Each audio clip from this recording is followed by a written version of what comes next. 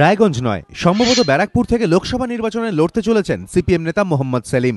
রায়গঞ্জ লোকসভা কেন্দ্র থেকে সেলিমের দাঁড়ানো এক প্রকার নিশ্চিত থাকলেও সূত্রের খবর উত্তর দিনাজপুর জেলা সিপিএম নেতৃত্বের একাংশের আপত্তিতে তাঁর আসন পাল্টাতে চলেছে। যদিও সিপিএম রাজ্য নেতৃত্বের একটা বড় অংশই কিন্তু মনে করে কংগ্রেস তৃণমূল জোট না হলে এবং সেক্ষেত্রে রায়গঞ্জে চতুর্মুখী লড়াইয়ের ফলে সেলিমের জয়ের সম্ভাবনা উজ্জ্বল ছিল। পাশাপাশি রাজনৈতিক মহলের মতে সংখ্যালঘু ভোটও উত্তর দিনাজপুরে একটা ফ্যাক্টর, যে ফ্যাক্টর খুব একটা কাজ করবে না উত্তর 24 পরগনার ব্যারাকপুর লোকসভা কেন্দ্রে।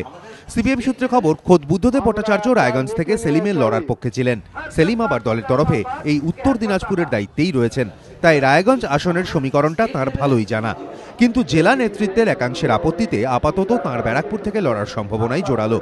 এর আগে উত্তর 24 পরগনার সিপিএম জেলা সম্পাদক গৌতম দেব সেলিমকে ব্যারাকপুর আসন থেকে লড়ার প্রস্তাব দিয়েছিলেন বলে সূত্রের খবর, কিন্তু তখন তা প্রত্যাখ্যান করেছিলেন সেলিম। কিন্তু পরিবর্তিত পরিস্থিতিতে শেষ পর্যন্ত তাকে এই আসন থেকেই লড়তে হতে পারে। গত লোকসভা নির্বাচনে ব্যারাকপুর আসনে সিপিএম প্রার্থী তরিত তোপদারকে প্রায় 56,000 ভোটে হারান তৃণমূল প্রার্থী দীনেশ ত্রিবেদী। সিপিএম সূত্রে আরও খবর, হাওড়ার উলুবেড়িয়া লোকসভা কেন্দ্রে এবার সম্ভবত সিপিএমের নতুন মুখ প্রার্থী হতে পারেন আকরম হোসেন মোল্লা। মালদা উত্তর লোকসভা কেন্দ্রে গতবার জিতেছিলেন কংগ্রেসের মৌসাম বেনজির নূর, এবার সেখানে সিপিএমের প্রার্থী হতে পারেন হবিবপুরের বিধায়ক খগেন মুর্মু। মালদা দক্ষিণে গতবার জিতেছিলেন কংগ্রেসের আবু হাসেম খান চৌধুরী, এবার সেখানে সিপিএমের সম্ভাব্য প্রার্থী আবু হাসনাত খান।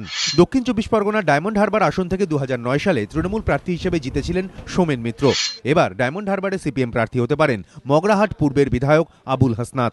সুমন দে, এবিপি আনন্দ।